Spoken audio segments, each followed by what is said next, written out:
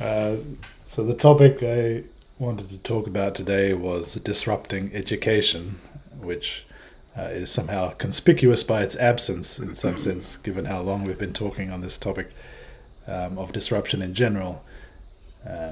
So technological disruption of education, I suppose, more narrowly. There's many aspects to this, so we can start more or less wherever we like. I have a few things I want to throw into the conversation, but I don't have a clear structure to what we're about to do. Maybe I can spend a few minutes just outlining broadly what technological changes are relevant, why some people predicted disruption of education in the past as a result of some of those technological changes, and why this does not seem to have happened. So maybe the clearest indication of why do people think education is ripe for disruption? Well, one of the reasons is, I don't know how to pronounce Baumol, Adam, I don't know if Baumol's cost disease is the relevant economic observation. I don't know the pronunciation either. I've only read it. Yeah. So this is the observation, somewhat counterintuitively, that wages in areas that are not increasing in productivity can rise. So, as you probably know, overall, the main reason why in the post. Okay, there are many reasons why wealth of a nation increases. You could say that colonizing other countries and taking natural resources is historically a significant contributor, but for some time, maybe at least 100 years, the main factor has been increase in productivity. So increasing productivity means you do more with a given amount of input, where inputs include time and material resources and so on. If your productivity increases, perhaps as a result of technological improvement or knowledge, as your productivity increases, then there's often an effect where wages increase. So you might think that if you see wages increasing in a sector, then that must mean that productivity is increasing. But that's a logical fallacy. That's thinking that A implies B necessarily means that B implies A.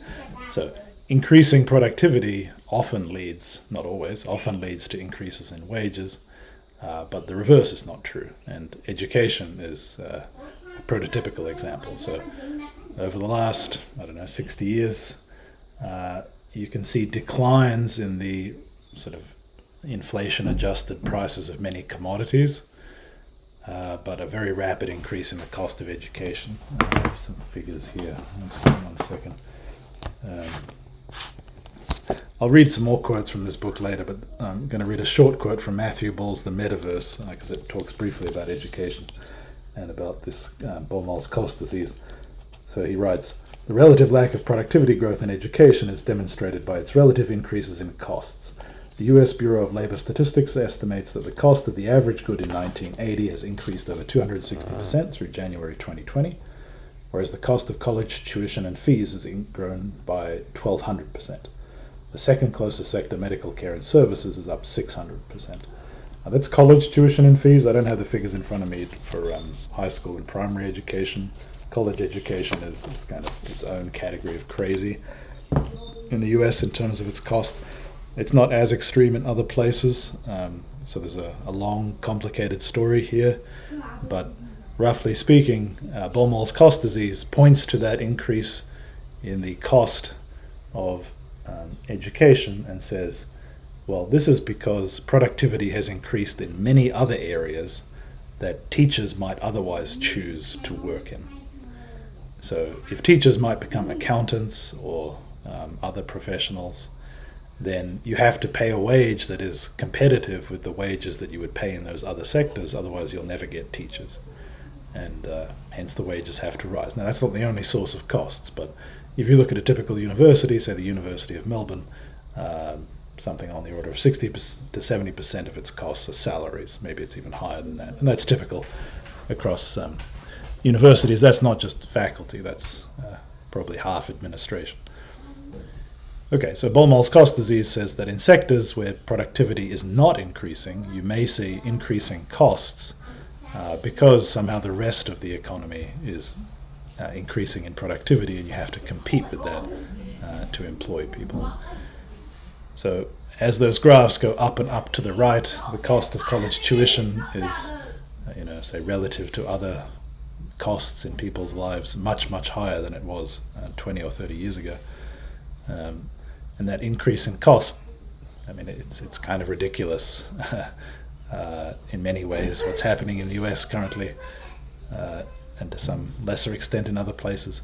And this is one of the key reasons people point to, say, college or university and say, this can't continue. And then there are other technological factors in play that people point to and say, well, obviously this will cause the collapse, whether that's MOOCs or YouTube or 100 other things we can discuss.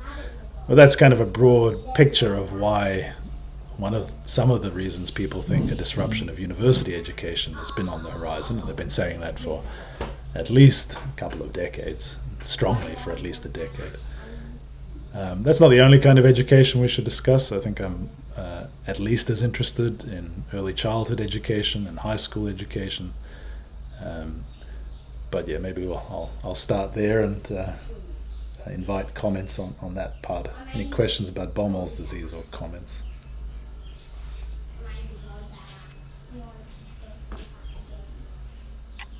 Does it mean that, in a sense, productivity is going down in these places? Because, Relatively, yeah. well, I'm not sure exactly. Yeah, relative productivity or something like that. I think that's right. Because we're paying more for the same amount. I'm not sure I Also, really. yeah. Oh, go ahead. Sorry, Matt. I was just going to ask a quick question. Can I think of this as you have to compensate the teachers for the opportunity cost? There is a cost. There is like an increased cost. And what type of cost is that? It's like some kind of opportunity cost. Is that right? Like, it's not just some weird. Well, yeah, I'm just saying the same thing, I think, but using the different word, opportunity cost. Well, I think you could look at the. Of course, it's. One has to be very careful about stating generalizations, and I don't want to disparage high school or primary school teachers who are often highly trained and do a very difficult job and do it well.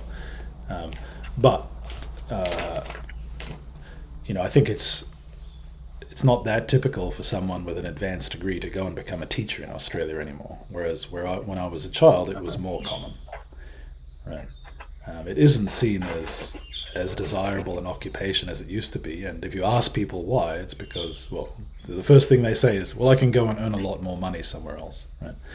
So you can see that pressure there, right? Where, of course, you can probably find someone to teach, right? But the question is, are you getting the people that you want? I mean, given how much society values education or should value it, can you actually hire the people that you need or want at the level of quality that you think the system deserves?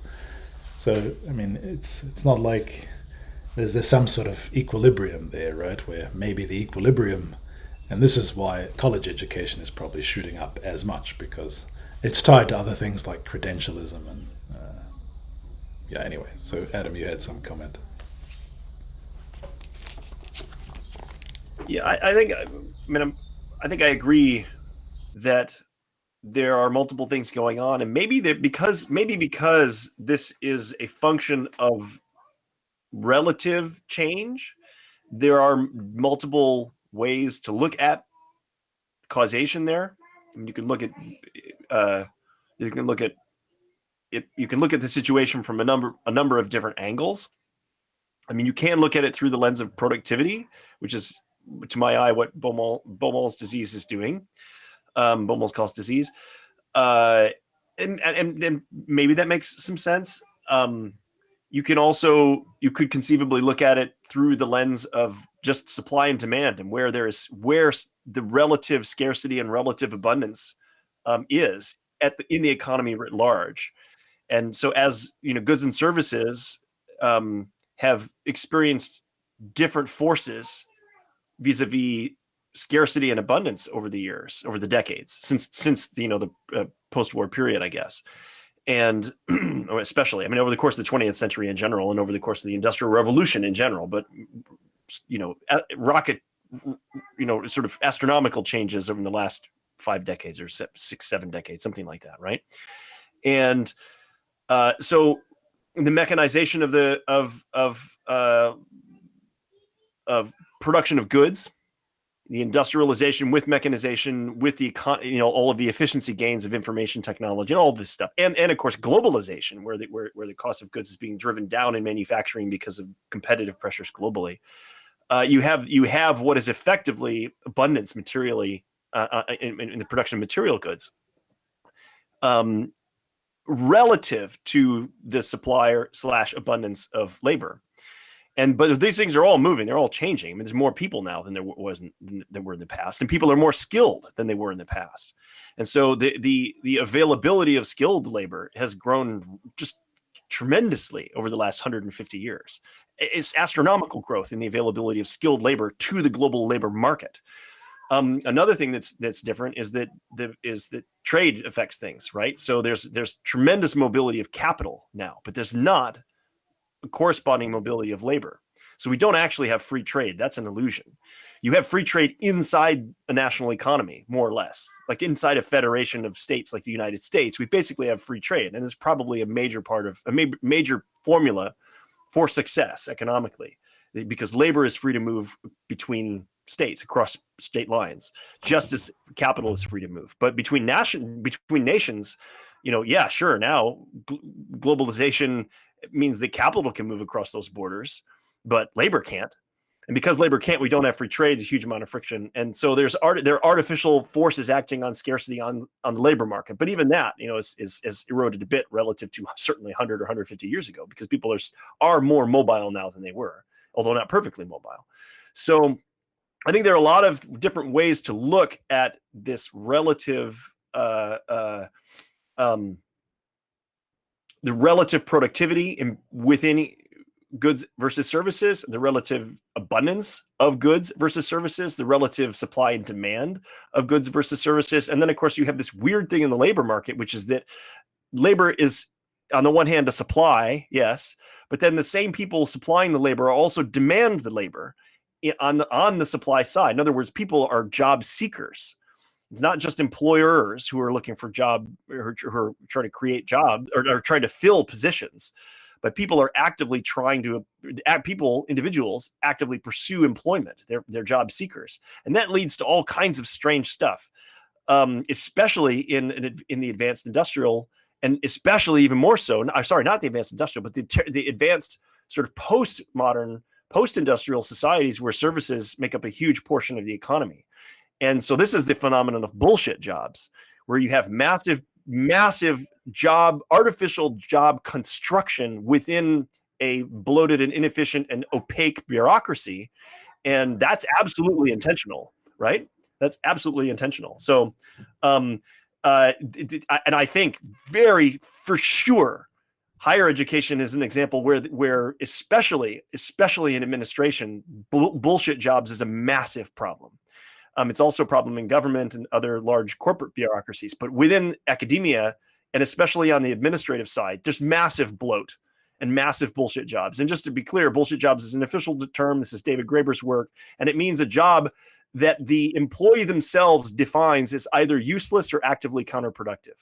So this is an employee-based perspective. So the person doing the job evaluates it as either zero value, contributing zero value, or actively harming the enterprise itself. That's the definition of a bullshit job. It's not an external person looking in and saying, "Oh, that's not very efficient" or something like that. It's self-defined. So in the economy at large, it looks like something like 30% of jobs are in that category. In a university administration, it's probably more than half. Just to throw in a fact here, Harvard has almost as many administrators as undergraduates. This is totally insane. This is a completely insane situation, because 75 years ago, the ratio of administration to students and ratio of administration to staff was far, far smaller. and students still achieved this educational outcomes that were, respectable. And in principle, we now have information technology to assist with administration. So it is pretty absurd. And I have a couple of anecdotes that are fun examples. If bear with me, I'll just share a fun one. I've told Dan about this before. My go-to example out of personal experience, my anecdotal example of a bullshit job is there was a full-time position that paid $68,000 a year when I was at UCLA. This was in 2014, 2015. I was an undergrad. I was a teaching assistant, so a graduate student instructor of undergraduates. So I was a TA basically for undergraduate courses, and there was a budget. TAs could apply for a $500 grant from the university, from a slush fund, to do things like pay for lunches on field trips and bus fare and that kind of thing, to take kids on field trips and to do extracurricular, sort of off-campus activities. And you had to apply for this money. And $500, that's what it was. That was the limit per semester per TA. And the concern was that this would be abused theoretically. So there was a full-time position that processed applications for that money. And a very quick calculation showed that even if 100% of the applications for that money were fraud, like every single TA applying for that money every semester was fraud, it still wouldn't pay for the position that was evaluating whether or not it was fraud and processing those applications. So there was a full-time person who was losing the university money, even if the university had simply automatically, no questions asked, handed over the $500 cash to every TA who applied for it. And obviously, the percentage of cases that were fraud was nothing like that. I mean, it might have been zero in a given semester, for all I know. So there was no questions asked. A policy of no questions asked would have been much more effective and efficient, and of course, much less insulting. Because of course, this is insulting to a TA to have to spend 6 or 8 hours on an application process that is entirely there because you're presumed to be a thief. So this is awful all the way around. And there was a person on campus employed. That was their job, and the person had been in that job for many years. So this is just a perfect example of a bullshit job in my mind. And I think that person would have defined it as completely useless or counterproductive, for sure, if you'd asked them. See, the person I'm thinking of was extremely cynical about the work. So. Yeah, good question, Matt. Regarding undergraduates, Harvard doesn't have as many undergraduates as Melbourne, so I think it's on the order of 12,000, if I remember correctly. Okay, yeah, that makes a little more sense, because when you said administrators, I was just imagining the hordes of undergrads that we have at UniMelb. Yeah. I know less about the situation with. High schools and primary schools in the US are much more diverse, it seems, than universities, who, at least with respect to these issues, seem more or less in one bucket, with some more extreme and less extreme cases. I guess I don't necessarily want to spend all the time talking about the failures of universities, because I'll enjoy that too much, and we'll just spend all the time doing that. Maybe let's come back to the technology side, and maybe just make a list of relevant technologies that seem to affect education as a system. I want to distinguish education and education as a system, right? Because when we say disrupting education, it's not necessarily that we mean changing the fundamental nature of how knowledge is transmitted from generation to generation, although maybe we do mean that. But when we're talking about disruption, Adam can correct me if I misread this, but when we're talking about disruption, usually we're talking about disruption of an industry, right? Or a given way of organizing activity or labor. And maybe the underlying need is fulfilled in a different way with a different technology, but the disruption itself is, maybe we focus on the institutions when we're talking about disruption, and so I want to distinguish education and the education system. How does that sound? Yeah, I think that's fair. I mean, in principle, disruption could apply at the product segment level, the market level, the industry level, or the sector level. And so education has a presence at all of those, right? There are specific products and services that education offers. There is effectively an education industry with providers of those goods and services. There is a sector of education overall that's comprised of multiple industries, so higher education, and with presumably a few different domains, within just higher education. So that disaggregates a bit. In the United States, you would have sort of private universities, public/government universities, what we call community colleges. Some universities offer vocational training for the trades, as it were. Not all universities offer 4-year degrees. Not all universities offer postgraduate, higher master and PhDs. There are professional schools for dentistry and so forth that can sometimes have their own structures. So this is a big, it's an entire sector of the economy, and disruption in principle could occur and follow the typical pattern that we see, an S-shaped, some sort of sigmoid function of adoption of new technologies that then displace the old technologies in a given part of that sector, or writ large across the entire sector. And so there are multiple levels of analysis at which a disruption could occur and have impacts with far-reaching implications. And there are multiple levels at which that could occur, and a disruption could, in principle, unfold, as we see others, very quickly in the space of between 10 and 20 years, right? And we could probably look at examples where that's happened in the not too distant past. Certainly, some of the information technologies, internet, digital technologies, certainly some of those have caused what we would probably categorize as a disruption down at the product and service level, at the segment level, in education. There are probably some things, I'm reaching here, I don't know off the top of my head, but I'm imagining there are certain things that were once done at universities in the 70s and 80s that the internet just obviated and disrupted very quickly over the course of a decade or something like that. One will probably come to me an example of that. I can think of one actually very quickly. When I was in undergraduate at the very beginning of the internet, so in '93, the internet was, for all practical purposes, just starting.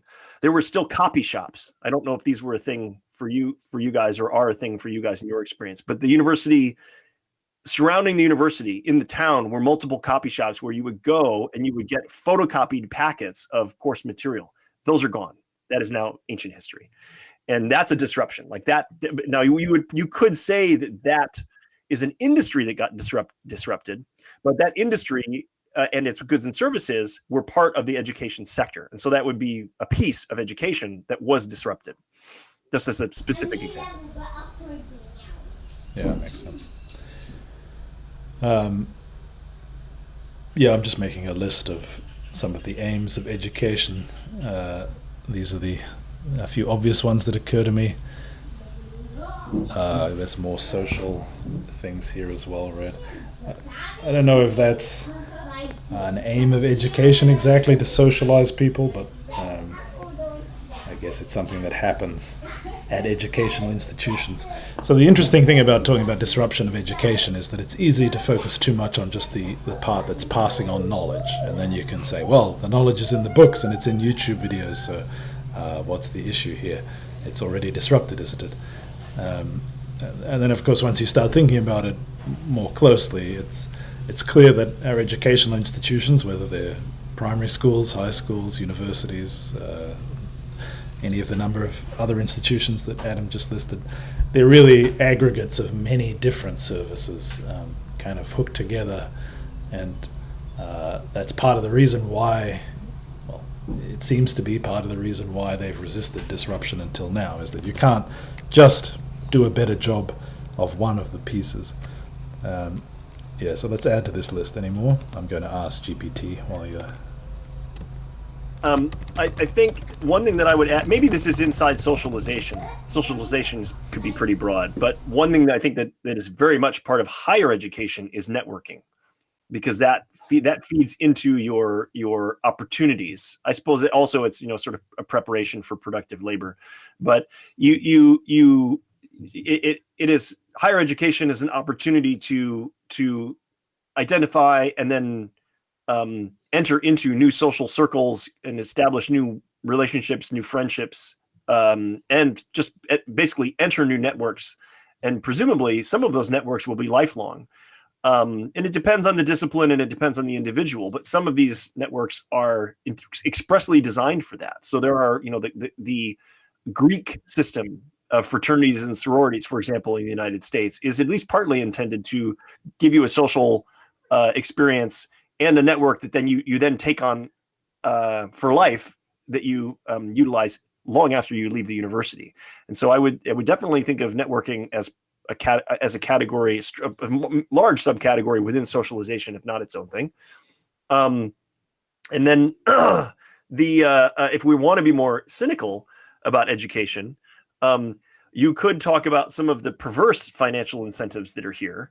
I don't know if that's worth thinking about. This is sort of the flip side. I mean, the aims of education, are these sort of the noble and high principled aims of education, or are we also talking about sort of the system's goal of creating an indebted workforce that then it has desperation or something? Because you could say that those are the system reproducing itself. It has those are emergent incentives that get enacted structurally and embedded structurally within the larger enterprise of higher education. And maybe we don't need to talk about those, but I would just mention that as a possibility in case that's part of your thinking, Dan. Yeah, I think we should talk about them. There's no point putting on the rose glasses for this discussion, but for this list, let's focus on the more positive, the things we would want education to do rather than what it actually does. Well, I mean, one reason for just including the more cynical take is that new technology could obviously do an end run around a lot of those dysfunctional incentives and the structures around them, right? And so the one reason why disruption could happen and happen very quickly is precisely because it could circumvent a lot of that crap and deliver more value at lower cost as a result of that. So yeah, I think that's a good point. I'm going to put that on the first board. We might expect disruption not just because some new technology does the things that the system already does better, but it does them in a way that circumvents some of the rent-seeking and extreme bad behavior that is very clearly present in the existing system. Sure, that is a characteristic, and theory predicts that. Our theory predicts that for disruption. That disruptions, one reason why they tend to occur is that the convergence of the new technologies doesn't just lower costs by providing a perfect one-to-one substitution for what already exists, but that it also eliminates externalities, environmental, social, in this case, if we're talking about some of the crap that's with higher education specifically. But those are definitely social externalities, right? And that as a result of all of those things, plus perhaps fundamentally new capabilities that the new technologies offer, you end up with a system that has a completely different structure, new properties, and therefore often new opportunities, new behaviors, and often many more and different behaviors as well. So and the upshot of that is that the new system that is enabled tends to be larger, has more participation, more throughput. It has more throughput of people and their time and energy, more throughput of literal energy and material, more throughput economically. So more throughput of value as measured by whatever you want to measure in economically. That's what we mean by a larger system. So that is something to predict as well, that this disruption of education would create a larger education system. Hey, Adam. This is getting a little sidetracked. Maybe just quickly, it occurs to me that while you're talking about this kind of benefit or this kind of predictor of disruption or this kind of consequence of disruption, do you think that it occurs to me that sometimes like new externalities might be opened up as a result of the transition, and they're external because the society hasn't really quite figured out how to price in the true costs of the new technology. So there might be like unanticipated perhaps downsides. I wonder if you think that's a part of the picture as well, or if you think that's actually doesn't happen a lot. Oh, that's absolutely part of the picture. And I can give you a very good example, and that's social media and the social externalities, the massive costs of social media that were unanticipated. And one of the goals of my organization and me personally is to do a better job anticipating those detriments and those social and other externalities, the problems, the unintended side effects that could emerge and that could become deeply embedded because of perverse incentives or nasty incentives at any rate that emerge. And if it's possible to see them coming far enough in advance, maybe we could, with wise and judicious intervention, head them off at the pass before they take hold, before they take root. If we were smarter, and if we'd anticipated, and if we'd known how truly horrific some of the social and psychological consequences of social media would be, we might have been able to enact more stringent regulation 10 or 15 years ago and prevented a lot of the worst of it, right? Of its toxicity, and retained more, more of the benefits. So for sure, that's a possibility. And the challenge here, and it's one of the things my team it intends to work on specifically with this disruption of education, is to try to see some of those things coming in advance. Yeah.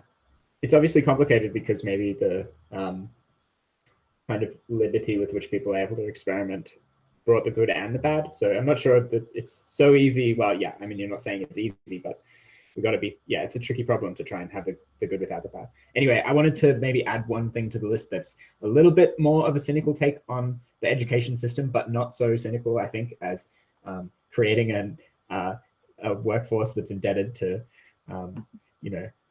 so this is just this kind of signaling and evaluative aspects of education. So it seems like there's sort of like some basic signaling, like I can get through a degree, but also you get a mark that kind of ranks you in terms of some attributes of your ability or your performance, and that can be kind of used as a way to sort of select the best employees or something. Obviously, it's just one characteristic among many that are used by people that are hiring, and it may not be even the primary metric.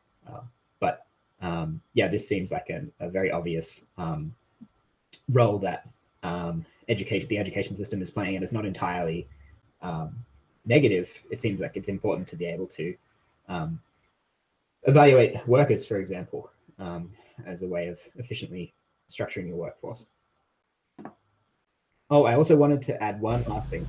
Go ahead. I was just going to mention Brian Kaplan's book, Against Education, which is, you're probably familiar with. We could discuss that briefly, maybe after you say what you want to say. I've discussed this with quite a number of people in my social circle, and I can see propositions for and against it. I'm not convinced, but I think there's more truth to it than many people admit. It's clear a lot of since, say, a lot of Stanford or MIT or Harvard's courses are online and you can take them for free, clearly you're not paying for the courses. I mean, maybe to some extent you are, and you're paying for particular lecturers, but those moments of enlightenment you get every other month from somebody saying something truly surprising in your lecture are not worth tens of thousands or hundreds of thousands of dollars if you're going to Ivy League schools in the US. So it's clearly to some large degree signaling. How much is open to debate, I would say. One nuance that I would add to that, and I think Kaplan's case is interesting, but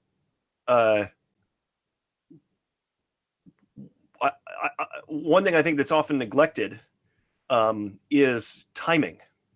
So Dan, you've probably seen this, and Matt, I don't know how much teaching you've done, but certainly when I was teaching, there was such a stark difference between the motivations and the mindset and the preparedness and everything between undergraduates coming into undergraduate degree programs out of high school versus people who were older who were returning as adult students. Now, I know there's a major selection bias there. You know, the people who do choose to return, you know, they're self-selected in this massive bias there. And we had extraordinary people. I mean, you know, military veterans who were coming back after multiple tours of duty and who had seen, you know, unbelievable things. Yeah, the undergraduate experience was not very intimidating for them. And lots of different people. So I think part of it is timing. In my opinion, it's my personal opinion is that it's a mistake to do an undergraduate program when most people do it. I think personally, on the whole, students out of high school should not go straight into college. I think the entire system would be much better if people spent 3, 4, 5 years just doing something completely different and then going to college and doing an undergraduate degree. I think the difference in mindset and maturity and you know, and preparedness on many different levels would completely transform the efficacy of the education, even if you changed nothing else except, okay, students can't start until they're 22. I think this would completely transform the value that entire process had for people. And so I almost never see that discussed. You know, everything else is sort of a variable, but when people actually attend, not part of the conversation so much. So, and that would be, and of course it's funny because that would be you know, in principle, quite a trivial thing to change. It would have big effects. It would have massive consequences. But you could change that with the stroke of a pen instantly and with no other intervention in the system, and I believe it would have an absolutely massive and overwhelmingly positive impact in terms of how useful the entire thing is. Yeah, it's interesting. I mean, that immediately, it's a very interesting proposal. I think that what immediately comes to mind for me is that the counterfactual is that these 18-year-olds are going to work as interns or, you know, lackeys or like in some pre-undergraduate position at Facebook instead of spending those years at university. And maybe the university is like a safe place to be when you're 19 years old in terms of like you can't do much damage to the world, but I don't know, maybe. Well, the world didn't end for all those centuries when people didn't mostly go to university. It's only relatively no, recent. for sure, but they also weren't at the scale of power that, you know, some people could be just by being a part of a large corporation today. So I suppose that, you know, if the people simply joined the workforce, the labor market, and that would be good enough. I mean, I think that would be interesting.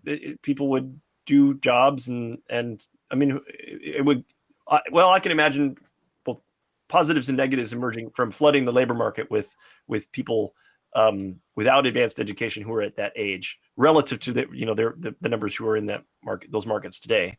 I mean, a lot of things would change. Presumably, there's some major demographic differences.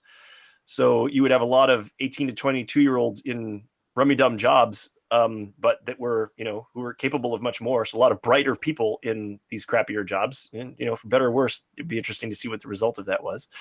But I'm also a big fan of public service. And so like we have a few programs in the US that people can join. Obviously they're not mandatory. There are countries where national service is mandatory. I'm not a huge fan of national military service, but I am open-minded with respect to obligatory national social service. I mean, imagine if you had to spend 18 months or 24 months doing community service when you turned 18. Yeah. I think this would be marvelous for most societies. I mean, yes, it would curtail some people's freedoms and so forth. And there could be downsides, but I think on balance, again, you know, I could get behind a program that was like that. Most 18, 19, and 20-year-olds that I know are fucking useless in almost every respect. And we don't want to put a rifle in those kids' hands. We want to get them out into communities that are different than the ones they grew up in and have them seeing what the world is like and making a difference and making a contribution and, you know, getting a little bit of life experience. And then they can go and decide whether or not they want to spend $150,000 on an undergraduate education and what they want to get out of it and so forth. Anyway, sorry, do want to derail my soapbox. No, I'll get off my soapbox. Sorry. Thanks for attending my TED Talk. I like the proposal about public service, and also I just want to add a final note that maybe this is my kind of hatred of Facebook shining through. But I guess I see signing up a recruit to Facebook's sort of army of pre-undergraduate developers as kind of like putting a rifle in their hands and just giving them some orders. And that seems like an equally fair enough. thing to Yeah, me. fair enough. Anyway, Yeah. to return to the conversation, I think maybe this goes on the first board. If the first board is like, is this reasons to disrupt education, or like consequences of education, or just relevant facts that are something about the disruption of education? Either way, I think that one thing that most people in education that kind of work on this kind of technology stuff will point to as a big motivation for disrupting education is that it seems like this is like the dream of education technologists, is called the 2 sigma effect, from a study by Benjamin Bloom, from, I don't remember the date, it was maybe around 1970-ish. A study on private tutoring versus sort of class-based tutoring that saw an effect size of 2 sigmas in performance for students that were privately tutored, which basically, I mean, there's not always that much variation in student performance to begin with. So this basically like means that even average students become top performers with private tutoring applied. And the idea of, you know, AI in particular, but just automation in general, is that you could try to scale private tutoring, which is obviously infeasible at the scale that we need it for an education system that is going to educate a large percentage of the population. You could hope to scale and receive that effect size, which would be a massive increase in the effectiveness of the education system, if you can find some way to scale this. So the 2 sigmas is kind of like the headline result in that paper. I think there have been attempts to kind of reproduce the study, and they don't always find a 2 sigma effect, but you know, at least it's a proof of concept that you can get large gains out of doing education better. Like there's a lot of room to improve if only we could solve this kind of scale problem, for example. So yeah, that's a big motivation when it comes to discussing disruption in education.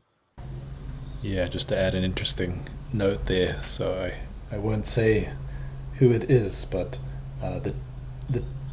the team at DARPA that worked on this system and kind of developing it after the original work of Bloom is now involved in productizing it using some of these recent advances in large language models. So this is very much in play, this 2 sigma effect and the search for AI implementations of it. Yeah.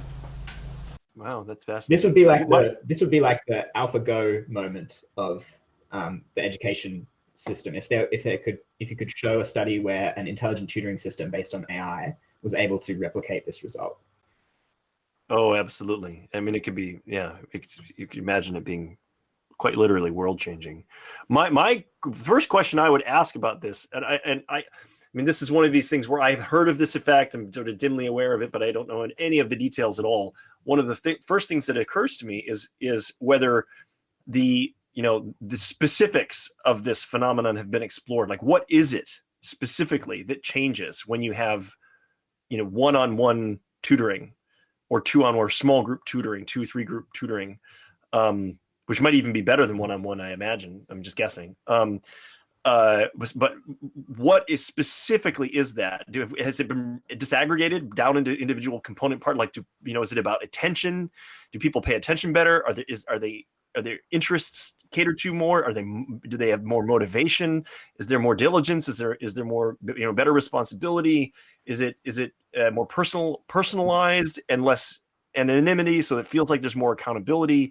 Do students remember things better because they are delivered in a different channel? Like, so they're delivered vocally. I mean, people are speaking, and they're speaking right at you while you're making eye contact, as opposed to absorbing material by reading or just by listening. So I mean, I would be very interested to know if the specifics are understood. And that's not to say that you couldn't have the AlphaGo moment that simply replicates the whole experience and says, well, fuck it, we don't know precisely what it is about having a one-on-one relationship that makes it work for people better, so much better, but it does. And so we're going to replicate that, and who cares what the details are? But I personally would be fascinated, and perhaps there would be some value in knowing what those details are. One of the reasons why, perhaps, is that if you knew specifically what it was that really worked, it's not impossible that an AI tutor could be hyper effective. It could do a better job than any human could do if it knew exactly what was working. It could be hyper stimulating or hyper. Anyway, you understand what I mean. So there would be value in knowing exactly what's going on with this phenomenon, rather than having it be a black box that's just really effective. Yeah.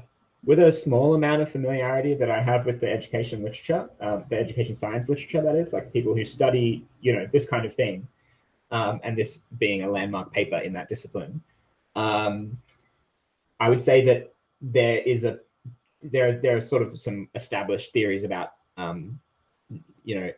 breaking this down and saying what was effective. One notable variable in this paper, in this experiment, was that I believe the students who were undergoing the private tutoring were using a mastery-based approach. If you're not familiar, this is basically an approach where instead of, for example, at a particular deadline, moving on to the next topic, regardless of whether or not the student has scored 50% or 70% or 90% on the test, and then just moving on. Instead, the pace is slowed or sped up, that is, until a student, and you move on to the next student once a student has achieved a very high level of competence with a particular topic. And so that's why it's called mastery, because you move on when you've mastered one topic and then you move on to the next. And so this, they also did a mastery-based classroom, and that saw maybe 1 sigma or a little bit more than 1 sigma. And then the 2 sigmas came from mastery plus private tutoring, or like one-on-one instruction. So that seems to be a big component. One paper that I know of is a famous meta-analysis. Actually, I think meta-analysis. It's an analysis of meta-analyses by John Hattie, who's actually at the Melbourne Graduate School of Education. And Hattie did a very systematic study of a very large number of studies in the education literature that were trying to determine effect sizes for various individual kind of components of how you vary the experience, and has a long list of, this variation leads to this effect size, this variation leads to this effect size, averaged over a very, very large number of studies. So if you're actually interested in seeing that, that's one place to look. Although, I guess that just speaks to the fact that this literature is fairly advanced, and it's quite difficult to do this kind of science, because the experiments, are very messy because it's social science. And in particular, it's very difficult to do a control when it comes to education studies, because it's sort of very hard to find identical classrooms. So it's a bit messy, but this literature has at least been working hard to make progress on these questions. Yeah, to just take a contrarian take on that for a moment. What would actually, so we're talking about actually increasing the effectiveness of the teaching process itself, right? Now, that doesn't seem to have had much of an impact on rising costs at US colleges, for example. So certainly the internet, it's hard to believe that the internet, the free availability of textbooks online, whether legitimately or illegitimately, YouTube and all of that, hasn't changed the effectiveness of passing on knowledge to, say, undergraduates. But so if you're going to university to pay for the education, why has the proliferation of educational material not made much of a difference to the structure or the cost of that system? So let's just think through for a moment. Suppose this AlphaGo moment appears and we have a very effective AI tutor. I don't necessarily want to focus on college, I guess, but let's go with it for a moment. So what would change about the university education experience? You don't need lecturers anymore. You don't need tutors anymore. Is it just the case where the administrators finally complete their victory and just get rid of all the faculty? They keep a few in order to be high on the rankings, the US News rankings and the Shanghai rankings. So they keep all the Nobel Prize winners and the Fields medalists, and then just get rid of everybody else and replace them by AI tutors. Where is the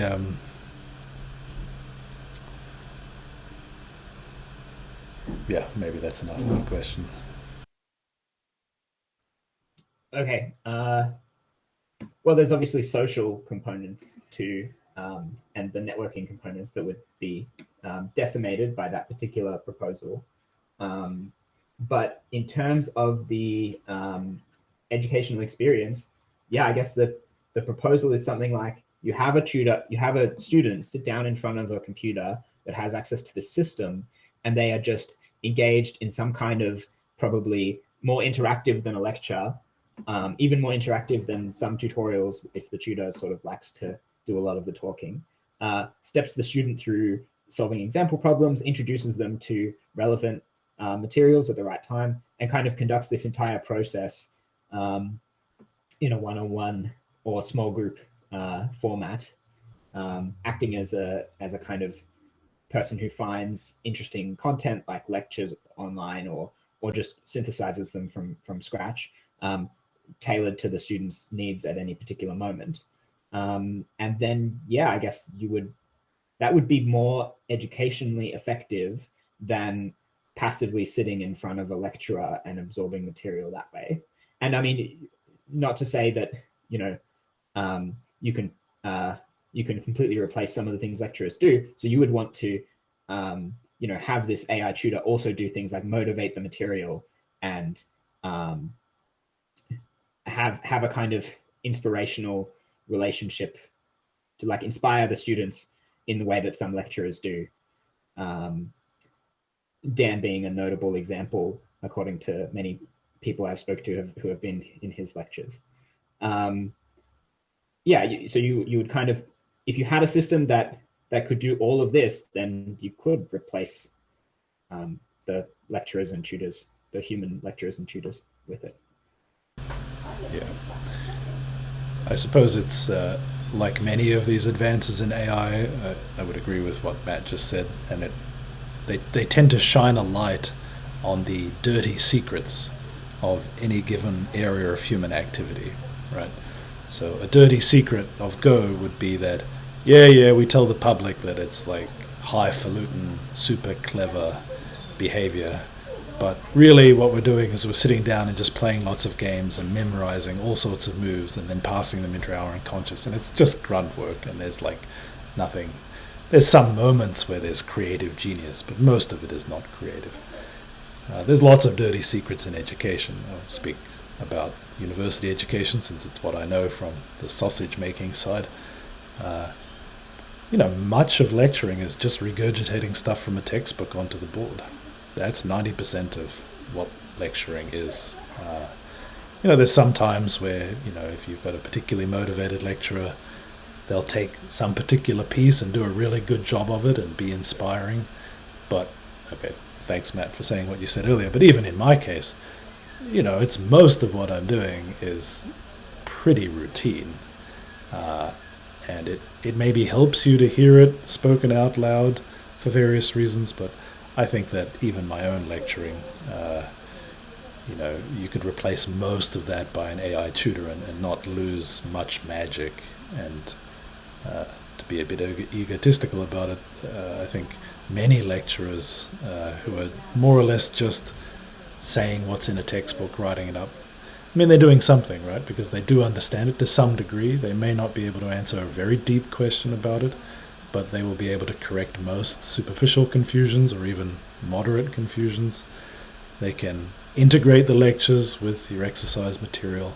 So they are doing something, but when you look at it through the lens of automation, you probably come to realize that, 70 to 80% of what you're doing as a lecturer is pretty routine, low value, and then this is why I wanted to introduce Baumol's cost disease first, is I think we often make a mistake of attaching prestige to things that command high incomes.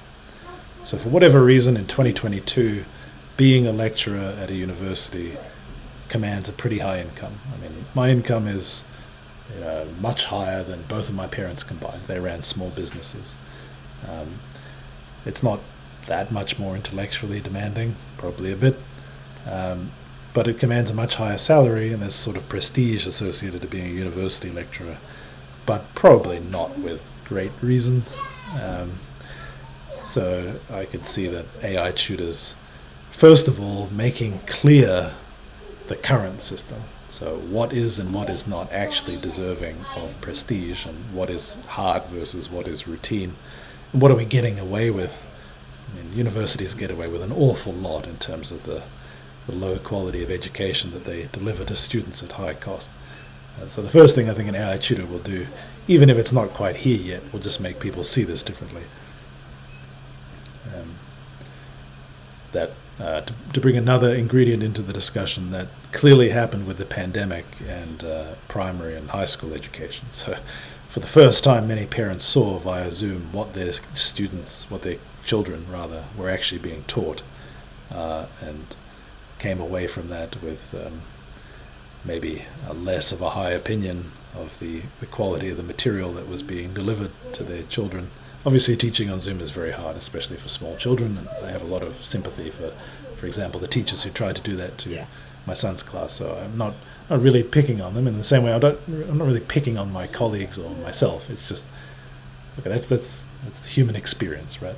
So they did a very good job, or tried to do a good job, struggled through with the pandemic. But nonetheless, it is not the case that you would look at the curriculum, at least in Victoria for primary school students, I'm very familiar with that now, and think that you can't do better than this. It's a balance of the amount of labor you have and all of that. I understand that, but there is also a lot of kind of skating through and settling for good enough and all of that, which will come to light in this case when parents actually saw what was being taught, and homeschooling has erupted to some degree as a result of that, and also just trying to avoid COVID. But homeschooling is rapidly growing, not only in Australia but in the US. So that's a technological disruption of a different kind, facilitated by the internet and video conferencing and other technologies. But I guess I just want to emphasize the role of technological disruption and in bringing people to see what's actually there, as opposed to the carefully constructed set of filters and obfuscation that we put in place over decades to make high status things appear to be more deserving of high status than they really are.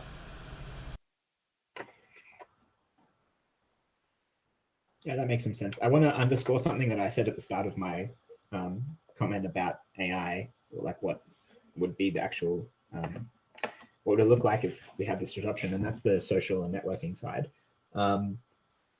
If it was just that a lecturer was reading a textbook to the students with maybe a little bit of integration with the exercises and stuff, it would seem like maybe reading a good textbook would be like equally effective, but it doesn't seem like that. I mean, maybe actually sitting down and spending the effort to read with the textbook is effective, but people don't tend to learn this way as much. I think lectures are like a more popular mode, and this might be more, that it's kind of easier to interact with a person, listening to a person speaking. You got their intonation and everything, for one thing. But just more generally, little things like having a schedule with classes on it, and you have to go to the classes at the scheduled time, can be like a good motivating reason to engage with your class. And I think that while maybe it's fairly easy to regurgitate content, it doesn't seem easy for an AI, although it does seem easy for a human, because this is like what we do, to interact with people in a natural way.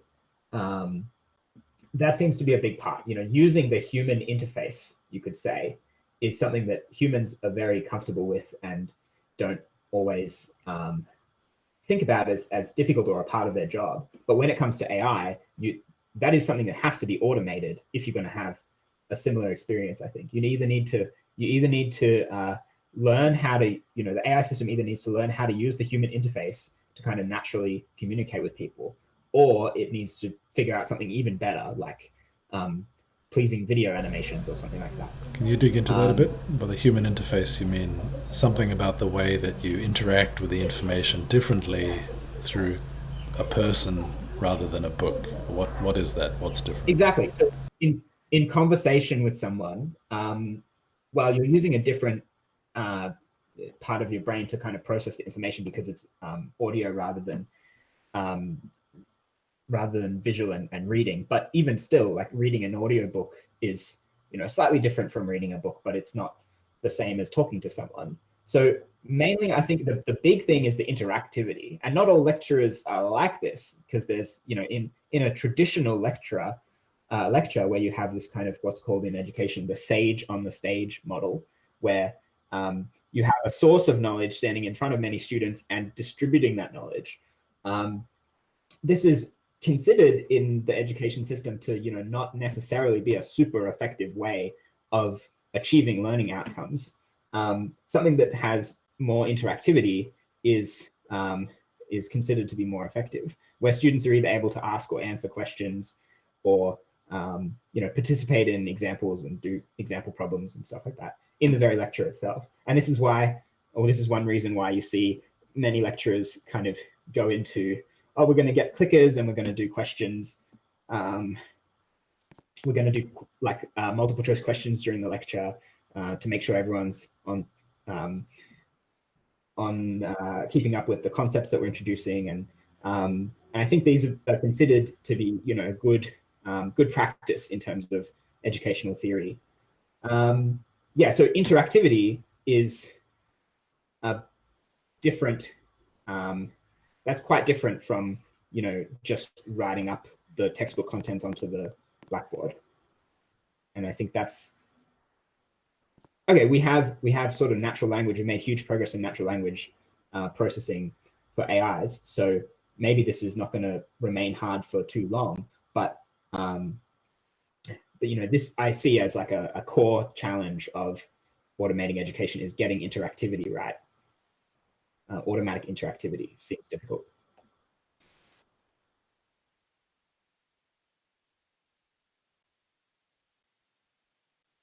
I have a couple of things to add. Just building on what you guys have already been discussing. One is that it seems to me like just judging from other disruptions, one thing that's definitely part of the pattern we see in other disruptions is a new single technology or convergence of technologies that enables that allows multiple sources of value to be achieved simultaneously. So in other words, you have capability and quality across multiple dimensions simultaneously. And new technologies can sometimes do this, sort of all in one package, where before that was not possible and things had to be done separately. Probably the best example is your smartphone rather. Your smartphone can do, the things that it took 20 different products or more in the past, 30 years before the iPhone, you had video cameras were separate from microphones and tape recorders, which were separate from a compass, which were separate from a map that you folded out, which were separate from blah, blah, blah, blah, blah, blah. And so the new technology allows you to achieve multiple things simultaneously and therefore presents enormous value. Okay. I can imagine in this case, an AGI, especially if it were reasonably convincing, had reasonably convincing generality, if not actual, sapience. It could do multiple things that are done in the classroom by great professors and lecturers. Namely, it could deliver the best lecture. So, one thing that I've seen as part of the sort of a supposition about the early stages of disrupting education with the internet, for example, is, well, why listen to your professor or lecturer or their graduate student go through the motions and present the material that's in the textbook and give the lecture when you could just watch, the best possible version of that lecture that's ever been done. if it were recorded by the person who gave it, gave the best version of it. Well, in principle, an AI could do that, right? An AI could basically give you the best possible version of the lecture. But an AI could also then provide the interpersonal interactivity, that experience, if it were capable of achieving that. So in other words, the great thing about an AI is it would be the best of all of the great things, all of the things rather. It would be able to do all of the things that make a professor great, and would fail presumably at none of the things that can go wrong and make a professor terrible. Okay. So that's one thing to think about, is that an AI is likely to be better in every respect, not just in one respect or the other separately, but in all respects, at least in fairly short order. The other thing that occurs to me, and this is sort of in a separate line of thinking, it maybe goes back a little bit earlier in the conversation, is that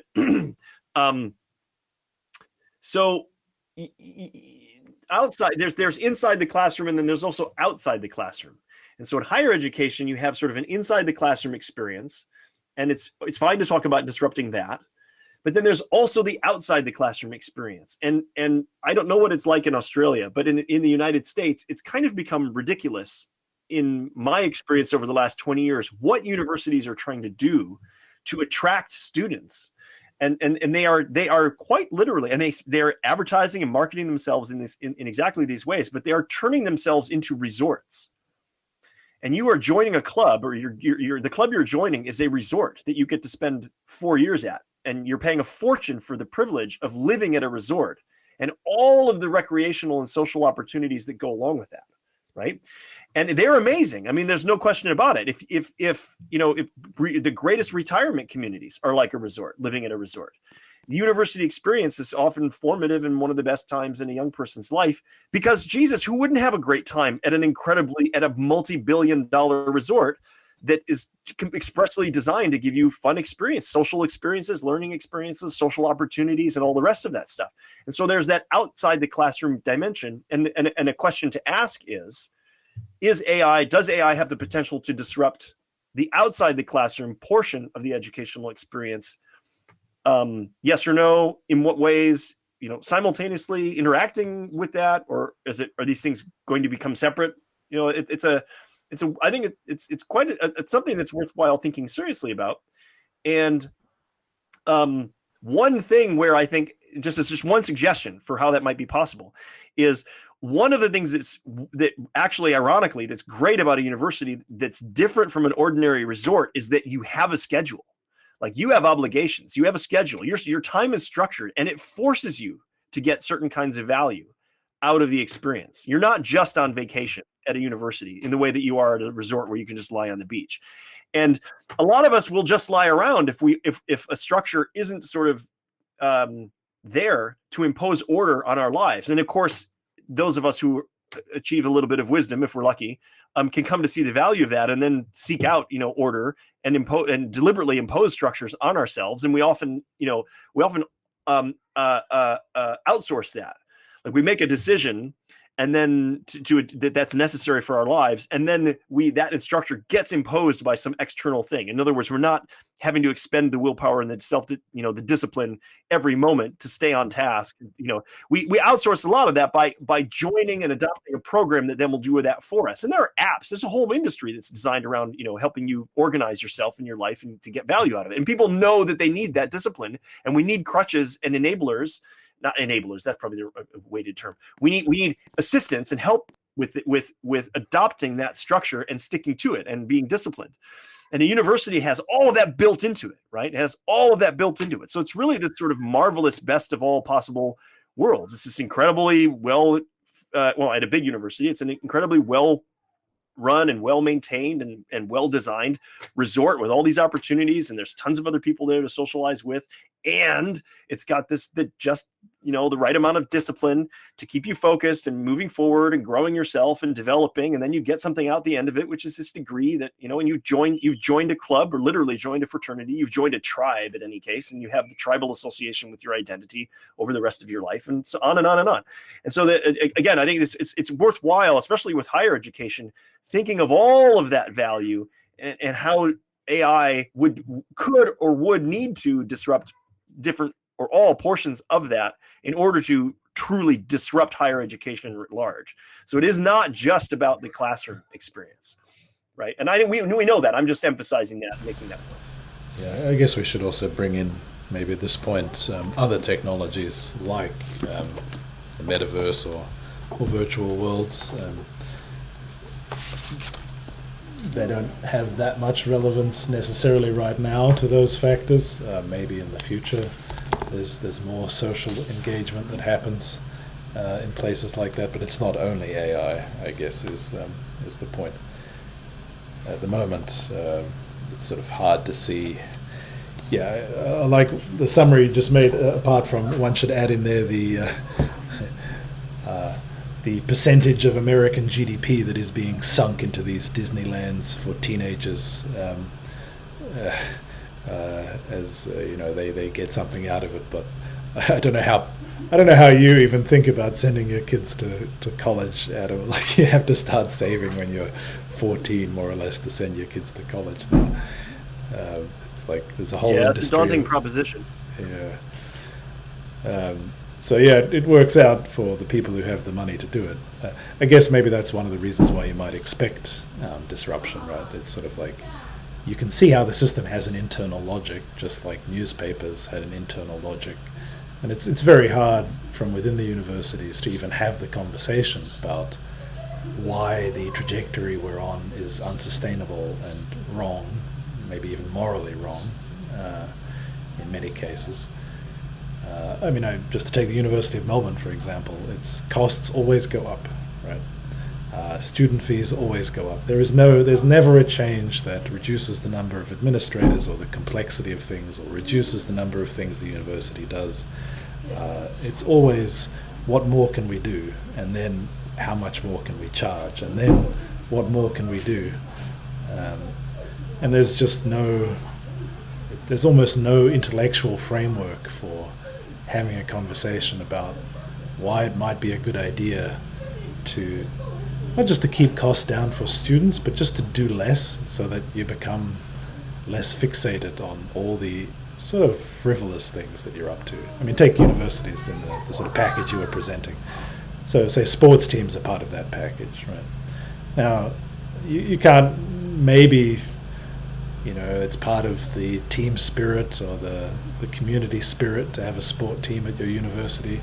But then you look at the contortions that universities go into around their sport teams and the corruption scandals and how many students they admit purely, it's like this fixation on these extracurricular activities sort of feeds back and changes the nature of the original purpose to such a degree that I would think that at least most universities that I've personally been at or know much about are not actually universities in the sense that I thought the word was supposed to be interpreted when I was young. Right?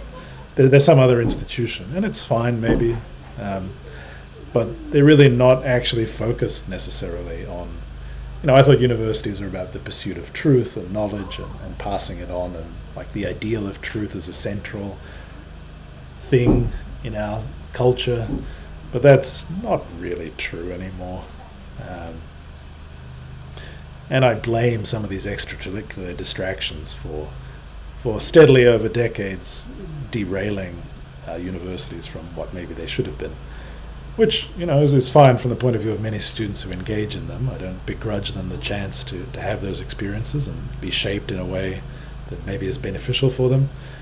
But actually I thought it was useful and maybe even crucial that there were little pockets in the world where there was a different set of rules and ideas were actually valued and protected, and the people who held them were allowed to express them and discuss them. And we've lost that to a very large degree.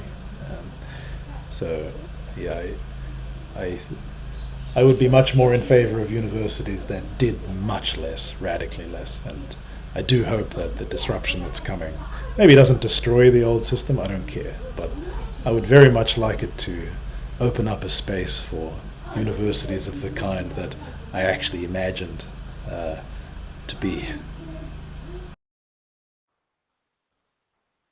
Yeah, I think that's perfectly fair. One of the challenges, there's sort of a chicken and egg challenge between the institution itself and the students that are part of it and that come out of it. think this is a major challenge, right? So one would imagine that, or one could hope that a truly world-class, superlative education could be provided through a fundamentally new kind of higher education institution, and especially one built on and enabled by these new technological tools. And one could envision that, but that's one part of the chicken and the egg. But the other part of that is that then, in order for that to succeed, there would need to be some way in which extraordinary students were attracted to participate and come out of that institution, and then lend that institution the credibility that it would need to then become self-sustaining in that respect, right? So and all of the great universities enjoy that privileged self-reinforcing loop already, right? I mean, if you go to Harvard or Oxford or the great universities anywhere in the world, at any university, the national universities of the world and so forth, the universities they have great prestige, and so they attract great students, and then so the students who come out of that are go on to achieve great things, and then that prestige builds the university's reputation, and it's reinforcing. It's mutually reinforcing, that feedback loop. So the question, as is so often the case, is how do you get that flywheel spinning? How do you spin that feedback loop up? How do you get it up to speed and get that engine running? That is a major question for new enterprises of all kinds, and new social institutions and organizations of all kinds, and then and more generally systems of other kinds. Is how do you get that inertia or that momentum, I guess, built? And so that would be I think that is just as big of a challenge as designing and establishing the institution itself. Like, you could throw a lot of money at just creating a new university. I'm frankly surprised that more very wealthy people, Bill Gates and Elon Musk and the gazillionaires of the world, haven't done that. I mean, it's happened in the past. Carnegie Mellon, for example, is a private university that was just founded by two steel barons, the two of the richest men in America 100 years ago, and it's a great university now. The question, if you were to do that, would be, okay, so you do that, and then it's a 3-year program, super intense, and it's very focused, and none of the extraneous crap that's there. It's very affordable, super cheap. Maybe it's even free to the students who go. Maybe that would be your real mechanism for getting it spun up, is offer the whole thing program for free. Like, if you get in there, if you get admitted, it's free. Google University, exactly, man. If you get in, it's free, but you have to be just absolutely top notch. You have to be amazing, and then you get the prestige feedback loop going. And I suppose it's it could be the Googles and Apples of the world that do this, but why would they do that when they basically have that on their campuses already anyway? I mean, they kind of do that with especially, I imagine, young employees, right? New employees come in, and they there's a little bit of that resort action going on at the big campuses, is my understanding. Probably no coincidence that they call them campuses too. I mean, Google does hire people without university degrees now. I mean, there are tests you can take and other credentials through Google itself. I don't know to what extent that's actually a large source of hiring for them, but you could imagine remote work and the difficulty. Yeah, it's to say something positive about the university system. So let's compare the university systems in, say, the US, Australia, the UK, other rich Western democracies, and, say, the Chinese system, which is improving, but has very deep problems. So that's why a lot of young Chinese students, or rather their parents, choose to study at Western institutions despite their problems and their high cost. Right? Nobody's forcing them to pay those high fees. You could say they're kind of disgustingly high, and it's kind of like a bit of a question of how ethical is it to charge them very high fees and then shove them into huge classes where they never basically even see their lecturer because they're taught by TAs, and it's basically like they're getting ripped off. But in some sense it's a transaction, and nobody forces them to make it. Well, why do they do that? Well, because it's not easy to build institutions that are even reasonably well functioning and not that corrupt, right? It's much harder than it seems. So, despite the problems that Western universities have, they are pretty well functioning institutions. A lot of them cost a lot and are very inefficient and have plenty of problems. But okay, the world wants to attend Ivy League universities in the US and is willing to pay for the privilege, and that's the demand that drives up the price. So they are success stories in terms of institutions. So I guess often when I say negative things about the university system, it's more from a point of view of not seeing why it couldn't be much better. And regarding your comment, Adam, yeah, it's interesting to watch the University of Texas at Austin, which is this new university that's sort of come out of some of the concerns around the corrosion of academic freedom in the university system in the US and elsewhere, but also other reasons, some of which we've discussed. And yeah, they're going to have the same problem, right? It's sort of like, well, why would the best teachers, you could say, but probably more like the best researchers, the most famous academics, they already have well-paying, prestigious positions. Why would they go to this weirdo new university?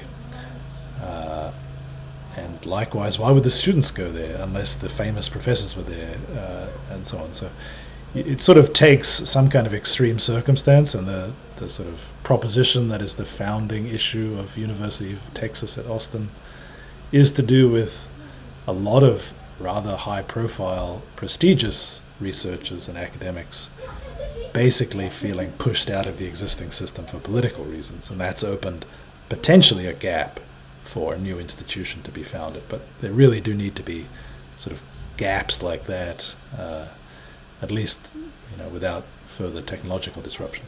But I do think, to maybe wrap up, I do think the role of AI tutors is a big wild card. I think people are very skeptical of technological innovation in education because a lot of breathless predictions about MOOCs and online learning and other forms of technology-led educational improvements haven't panned out.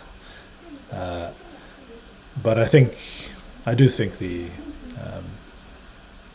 coming AI services are really different. I don't know how it's going to shake out, but I think things are going to change.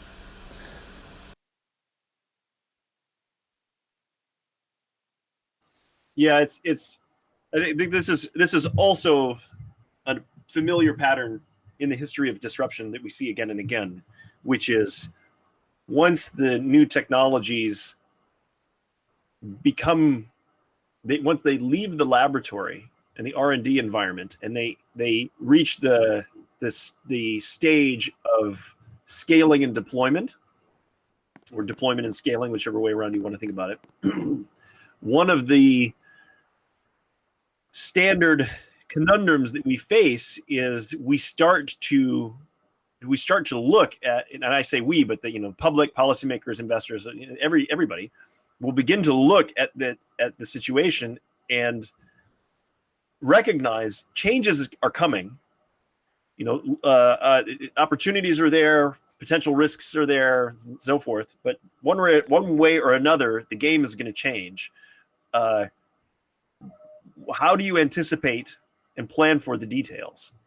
Because that's the $1 million question. It's what Rethink X spends a lot of time trying to understand and trying to anticipate, trying to formulate, trying to map out possibilities so that other people can also join in the effort of thinking through them and evaluating them. And this is very familiar, right? I think it's now quite clear that these new technologies are poised to transform education, not just higher education, but all of education. And it is now the time to make a very concerted effort and commit real resources to asking the question, how could things be transformed?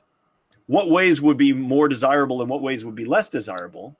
What new possibilities exist and what benefits go with those, what pitfalls and hazards and downsides might also emerge, and how do we anticipate and plan for those so that we don't get blindsided by them as we have in the past with other disruptions.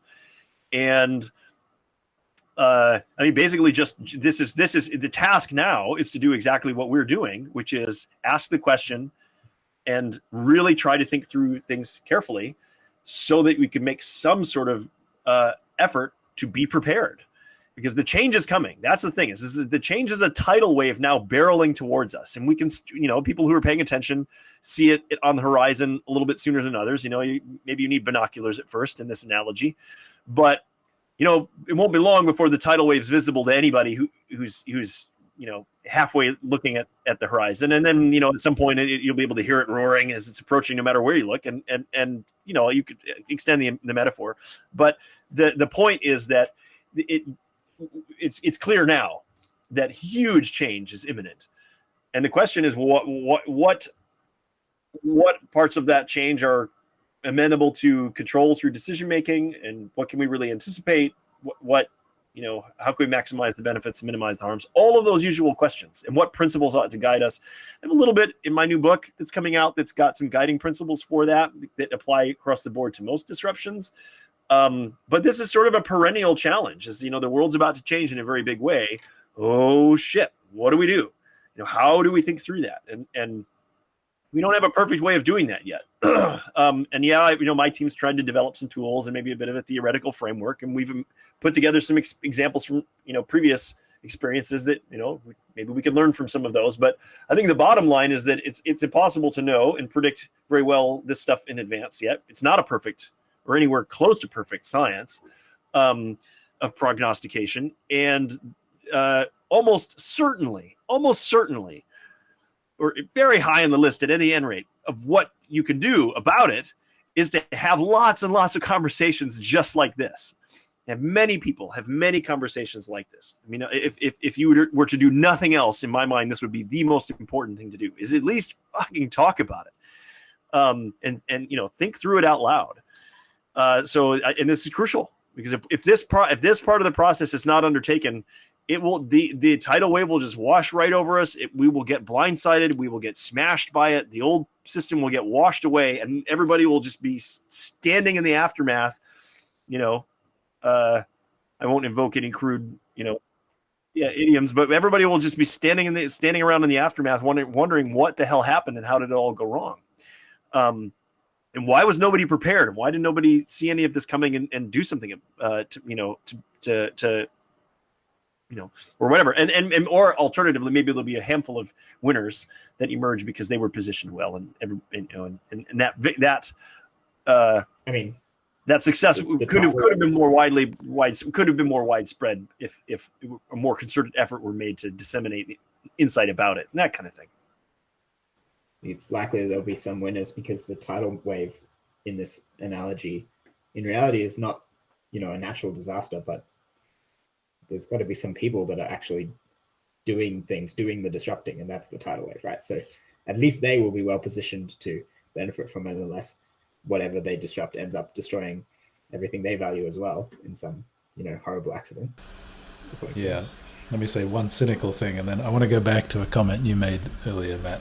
So a cynical thing you could say is that the current education system delivers very large rents to a certain segment of the population. So the upper middle class, the administrators and lecturers and others benefiting from, say, the university system, there's a huge amount of money that's sort of cream that's taken off the top of the American economy, and to a lesser extent in Australia, and delivered to that sort of slice of the working population via the university system.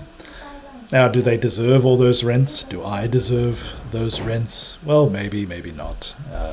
But the rents are there. Now, in a different education system, maybe it's the investors in OpenAI that siphon off those rents instead. But let's not pretend that there isn't rent-seeking and enormous rents today, and that somehow will be a new thing. Maybe the constitution and size of the rents and who gets them will be different, but it's not that situation necessarily will be fundamentally different. But I wanted to go back. Yeah, one aspect of this I hadn't thought about. Maybe we can pick this up next time, because I do think we could profitably talk about this for more than 1 week. Yeah, Adam, you said after disruption, the education system may be much larger. That's a particular instance of a general pattern in disruptions, as we've discussed. That's interesting. And Matt made a comment in the chat that we didn't discuss about, I think, lifelong learning. So maybe can we talk about that for a few minutes and maybe set ourselves up for next week?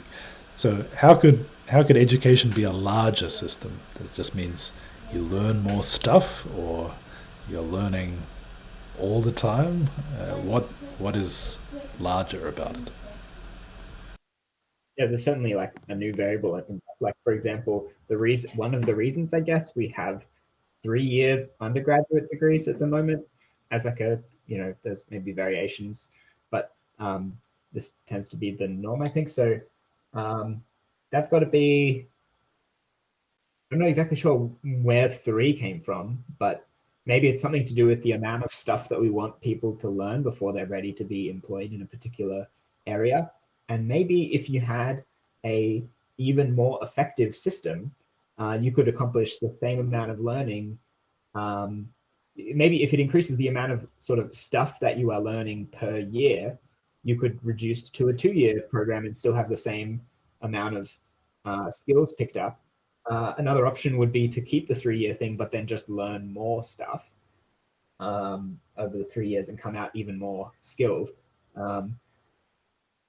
I guess, yeah, changing the rate at which people can learn stuff immediately changes the kind of the calculus for making decisions about how long to spend studying before you enter the workforce, or studying before you move on to the next step of. I guess I'm thinking about university, but this is also going to be true in pre-university education, although there I think it's much more about like maturity, physical and mental maturity, that we have school ending at around 18. So maybe in that case, that will stay, but we'll end up having much smarter high school graduates because the time that they spent in high school was more effectively spent. So they'll come out knowing, more stuff. Obviously, that's not the only thing that people are in high school for. They're also socializing and stuff. But in terms of the amount of things learned, the naive view of like measuring the amount of things learned per year, more effective teaching and education means, more. Well, it's not necessarily more competition. I guess for pre-AI people, that represents a threat. That's pre-AI education people, that represents the threat, because your education is kind of outmoded by these new kids who have learned everything you learned in your first 30 years of life. They learned by the time they're 18, and now you're competing with them in the workforce. But maybe you'll also have access to upskilling from AI, so maybe it's not such a problem. Yeah, I'll come back to that upskilling in a moment when I explain how this new feature of the AI integration with MetaUni works, which we'll spend a few minutes on. But first, Adam, do you have any comments on the larger?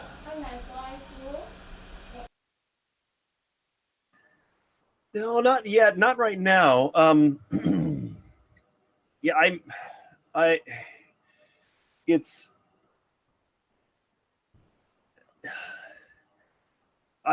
I'm struggling to unpack the role and the value of education versus higher education. I'm struggling to unpack education from the larger experience, and without being pretty cynical about it, honestly, because we for specific skill sets, we already have alternatives to higher education. For example, there are, and you guys probably know this much better than I do, but in software engineering, for example, there are certifications and qualifications, specific ones that you can become, you get these under your belt, right? I don't know what they are, Microsoft A++ certified, or so, I don't know what the things are.